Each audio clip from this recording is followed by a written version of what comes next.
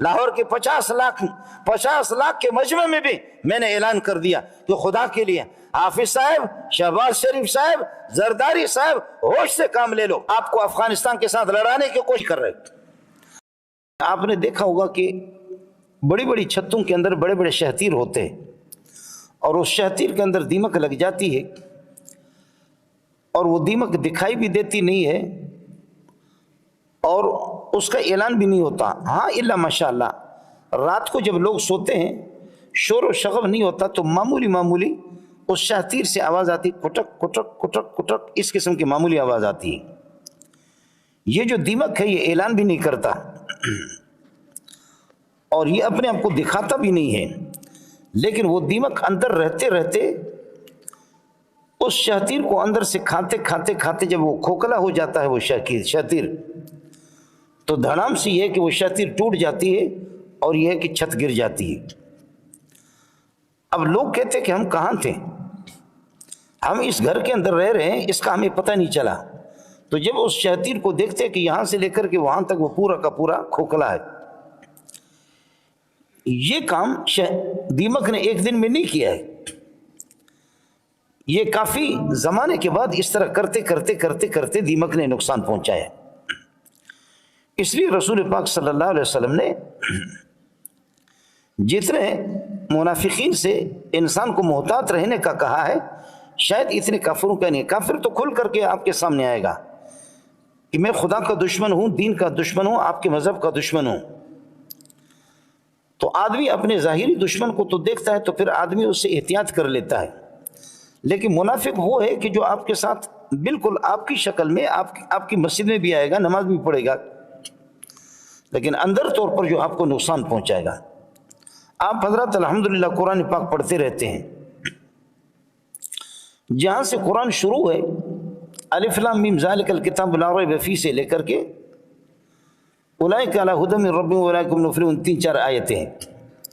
یہاں ایمان والوں کا جو خالص مخلص قسم کے مومن ہیں ان کا ذکر کر دیا،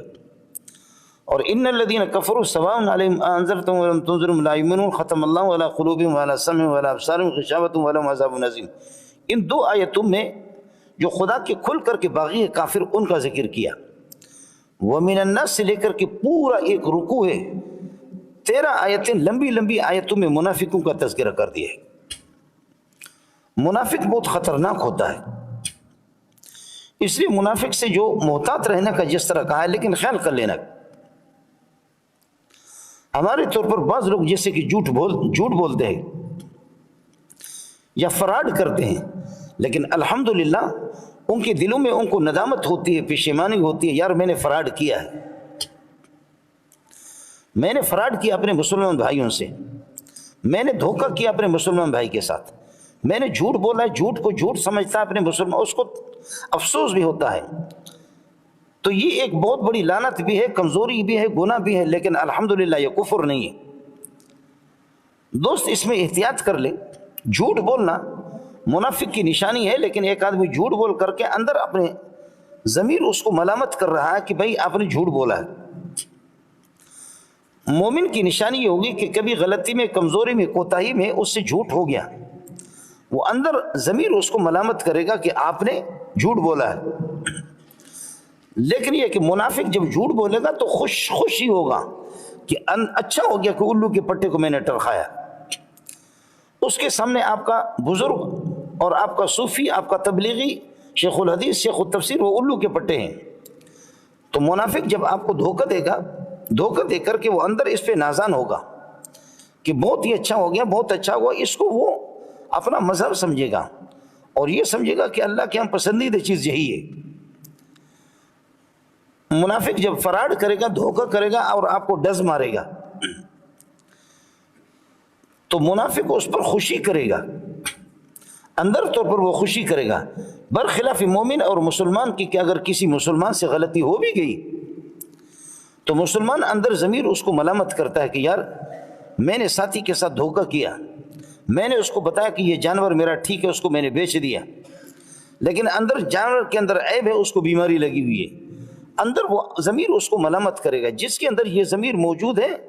عملی طور پر تو ٹھیک ہے، اس کی کمزوری ہے، عملی طور پر اس کو آپ منافق کہیں گے، لیکن الحمدللہ وہ منافق کافر نہیں ہے، اس کو کافر آپ نہیں کہیں گے۔ لیکن اگر اس کی داڑھی اتنی بڑی بھی ہے، نمازیں بھی پڑھتا ہے صرف اپنے دنیوی مفادات کو حاصل کرنے کے لیے، اور اندر وہ خوش ہوتا ہے کہ میں ان کو ٹرخا رہا ہوں، مومن کو سادہ نہیں ہونا چاہیے، غافل نہیں ہونا چاہیے، مومن کو محتاط ہونا چاہیے کہ منافق اس کو کہیں یا دشمن، دین کا دشمن ان کو یہ کہ نقصان نہ پہنچائے۔ حضرت عمر بن عبدالعزیز نے فرمایا کہ مومن کو قطع پرندے کی طرح ہونا چاہیے، اور قطع پرندہ وہ ہے کہ شکاری کبھی اس کا شکار نہیں کر سکتا۔ یہ جو باز ہوتے ہیں، شاہین ہوتے ہیں، یہ تو شکار تو کر لیتے ہیں، لیکن قطع پرندے کا کبھی شکار نہیں کر سکتے۔ وہ اتنا ہوشیار ہوتا ہے، اتنا ہوشیار ہوتا ہے کہ اعلیٰ قسم کے، ماہر قسم کے باز اور شاہین ان کے شکار نہیں کر سکتے۔ تو حضرت فرماتے عمر بن عبدالعزیز کہ مومن کو قطع پرندے کی طرح بیدار دماغ ہونا چاہیے، مومن کو اس طرح نہیں ہونا چاہیے۔ حضرت اقدس صلی اللہ علیہ وسلم کو اب یہ کہ منافق کو آدمی جدا کر بھی نہیں سکتا، یہ بھی بدبختی ہے۔ حضرت اقدس صلی اللہ علیہ وسلم کو